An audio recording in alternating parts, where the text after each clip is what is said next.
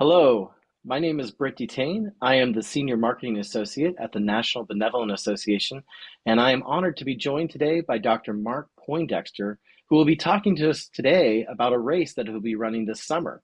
So, Pastor Mark, thanks so much for being here with us today. Can you tell us, for those that don't know you, can you tell us a little bit more about yourself?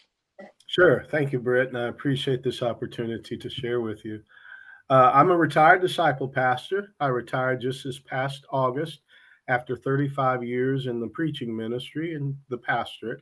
I've been married to my lovely wife, Becky, for a number of years. And then we have two adult children.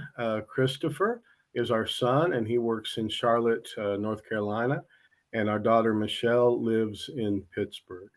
You are going to be running in the Summer Trail Fest Ultra Marathon here in about 2 months' time on June 14th up in Laingsburg, Michigan. And so, uh, an ultra marathon is 50 kilometers or just over 31 miles in length. I, the obvious question I have for you, Mark, is why an ultra marathon? Well, there's two reasons for that, I think. The first is a personal goal. I've never done anything of this length, and I personally just wanted to do that. The second reason is, and we'll get into this more as we talk about what the race is for, I want people to see that I'm fully invested in this. And so this is something that I just can't go out on a Saturday and do, but it's going to take several months of preparation. What might be the hardest part that you've encountered so far in your training? The preparation mentally and physically, because what you've got to do for somebody who moves at my pace in this kind of race, I've got to be able to be on my feet moving 6 to 8 hours. And so right now I'm about 3 hours and 45 minutes. So just that longevity on your feet and continually moving, putting one foot in front of the other, remembering to breathe properly, uh, marking each mile. Some people won't do that, but I do that because that's an accomplishment. You made it another mile. And then there's the mental preparation because there's a lot to go into that long of a walk or run. The benefit for me is afterwards. I accomplished something significant. No matter where else I've messed up in my life or haven't gotten things done, I did something significant.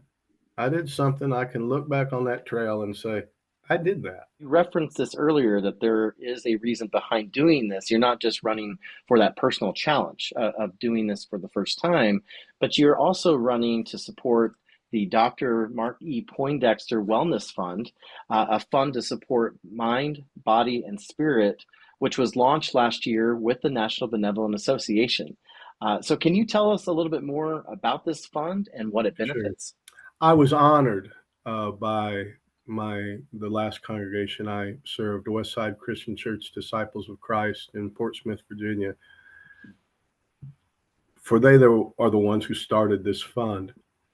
And they did it because of my work with the National Benevolent Association in the mental health initiative that started back in about 2016.